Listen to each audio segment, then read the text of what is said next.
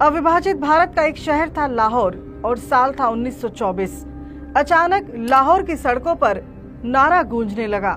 ये नारा था, गुस्ताखे नबी की यही सजा, सरतन से जुदा, सरतन से जुदा। कथित नबी की शान में ये कथित गुस्ताखी करने वाला था राजपाल प्रकाशन और इसका प्रकाशक राजपाल मल्होत्रा।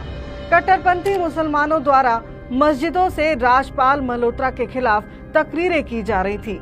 नमाजियों की भीड़ इन तकरीरों को सुनती गई और सड़कों पर उतरती गई। सवाल था, ये नारा क्यों लगाया जा रहा है?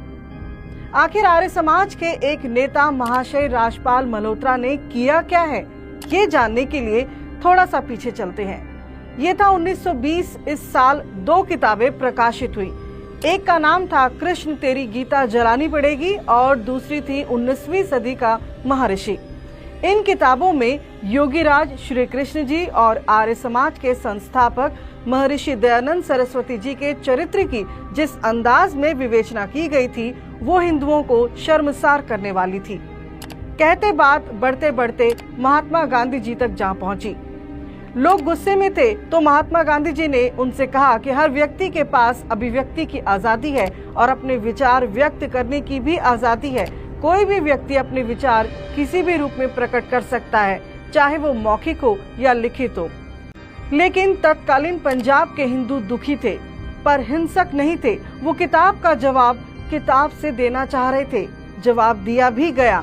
आर्य समाज के लेखक थे श्री कृष्ण प्रताप उर्फ आर्य समाजिक पंडित चामुपति जी। इन्होंने एक किताब लिखी। क्योंकि उनकी किताब में हमला हिंदुओं के महापुरुष श्री कृष्ण जी पर था तो जवाब भी ऐसा ही दिया गया।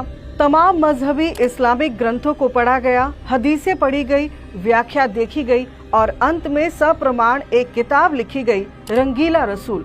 अब किताब लिखी तो गई, लेकिन सवाल था इसे पब्लिश कहाँ कराया जाए। एक नए प्रकाशक राजपाल ने चामुपति को गुमनामी का आश्वासन दिया और पुस्तक पर लेखक की जगह दूध का दूध पानी का पानी नाम दे दिया, मगर अपना नाम पता न छिपाया। किताब बाजार में आ गई थी, या कहो मजहबी मानसिकता को जवाब दे दिया गया था। फिर क्या था, भावना आहत होने लगी। भावुकता में कोई बुराई नहीं है, बुराई हिंसक होने में है। किताब के आते ही नारे गूंजने लगे, गुस्ताखे नबी की यही सजा, सरतन से जुदा, सरतन से जुदा। प्रकाशक राजपाल महाशय गिरफ्तार हो गए। अदालत ने मामला समझा और उस समय के 4 मुस्लिम विद्वानों को बुलाया।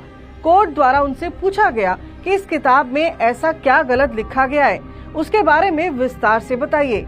चारों विद्वानों ने कहा कि इस किताब में कुछ भी गलत नहीं लिखा है, सब तथ्य और पैगंबर की जीवनी पर लिखे हैं। यह सुनकर अदालत ने केस खारिज करते हुए फैसला दिया कि राजपाल के खिलाफ कोई भी सबूत उपलब्ध नहीं हो सका। इसका मतलब किताब सही लिखी गई थी। ताकत से खंजर राजपाल जी के दिल में उतार दिया। उस वार में इतनी ताकत थी कि राजपाल जी का दिल बिंद गया। उनकी तत्काल मौत हो गई।